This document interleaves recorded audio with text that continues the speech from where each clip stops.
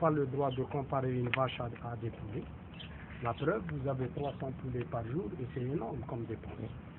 Et derrière, qui va être visé? Vous savez, c'est le vétérinaire et les employés du bâtiment. Hein? Donc, l'aviculture, c'est très important pour vous. Vous allez sortir, vous devez régler ces problèmes-là. Alors, je continue mon investigation. Regardez ici. Souillure cloacale et j'ai effectivement une diarrhée jaune verdâtre. Hein? C'est ce que je peux constater. Est-ce que j'ai la même chose? Oui. Oui. Oui. Est-ce que j'ai la même chose? Oui. Jaune verdâtre. Je vais carrément regarder la crête, la coloration de la crête. Je ne vais pas tout détailler aujourd'hui parce que je ne suis pas en cours d'autopsie. Je vais juste vous donner l'essentiel pour passer vite. Et la crête, qui est un indicateur important. La crête. La couleur de la crête. L'anémie. La cyanose. La présence de pustules qui rappellent la variole.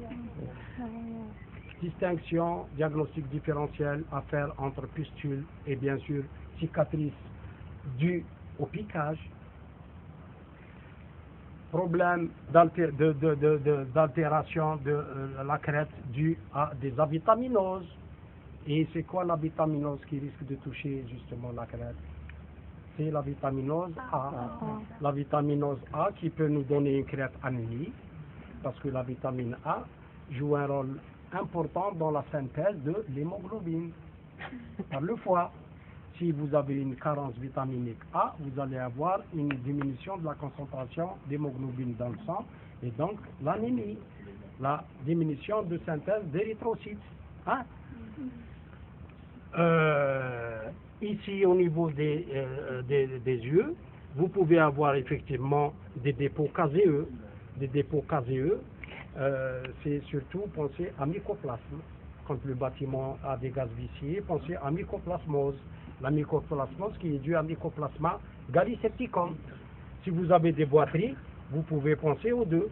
Mycoplasma gallisepticum et Mycoplasma synovier, qui atteint les articulations, la gaine synoviale. Et dans ce cas-là, les sujets vont avoir des arthrites au début, avec hyperthermie. Et ensuite, ça va se compliquer en arthrose, on a dit.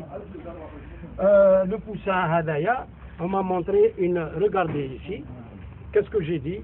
Je vous ai dit au départ, donnez de l'aliment dans les alvéoles. Il y a eu surdensité. Il n'est pas le seul, il doit y avoir des sujets comme ça dans le bâtiment. Il n'est pas le seul. Quand on ne donne pas l'aliment dans des alvéoles, le fait qu'il y ait surdensité, puisqu'on a vu, les sujets vont se chevaucher, vont monter les uns sur les autres et il va y avoir un écartement, regardez. Alors, Hadaya, pour accéder à l'aliment, il avait juste cette patte-là. Ça veut dire qu'il a été mal nourri. Ça veut dire qu'il est resté faible. Ça veut dire qu'il y a eu hétérogénéité. Le plumage, c'est important. Le plumage, la couleur des plumes. Ici, nous avons un plumage qui est satisfaisant, qui n'est pas défaillant. La même chose et la même chose. Le plumage, vous pouvez avoir un plumage terne, cassant, ébouriffé. Terne, cassant et ébouriffé. C'est dû souvent à des problèmes de diarrhée fréquente. C'est dû à un problème de malnutrition. C'est dû souvent à un problème de carence protéique dans la ration alimentaire. D'accord? Bon. Les pattes, on a parlé des articulations du jarret, ici et ici. Les articulations du jarret, et nous avons parlé de la mycoplasma synovier. Mais il n'y a pas que ça, les staphylos, streptocoques, etc. Toutes ces pathologies peuvent atteindre les articulations, non seulement des jarrets, mais aussi des ailes. Vous allez avoir des sujets avec des ailes tombantes et des sujets qui vont avoir difficulté à se mouvoir, ils ne vont pas bouger. Bien. Altération des plumes, bien sûr, staphylocoque. La staphylocoque épidermis et aureus peuvent donner des dermatites ou dermites. C'est la même chose. D'accord? Donc, inflammation de la peau, et donc il va y avoir un plumage ou un déplumage. Un plumage ou un déplumage. Et le plumage, c'est quoi? C'est la même chose. C'est pareil. Ce n'est pas pareil. La ménagère plume le poulet à la main. Et la mue se traduit par un déplumage. Et quand vous allez au niveau des abattoirs avicoles, on va vous parler de plumeuse et non de déplumeuse. Parce que c'est une machine qui va servir à plumer le poulet. C'est important si je vous le dis. Pourquoi? C'est pour la rédaction plus tard. Hein?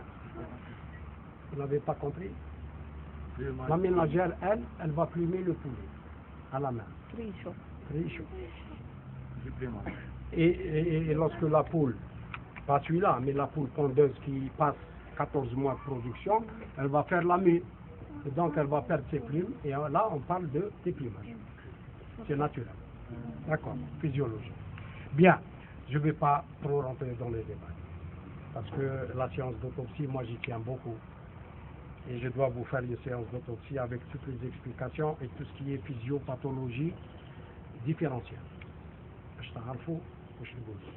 Mais là, je vais juste passer rapidement. On va prendre Hamza.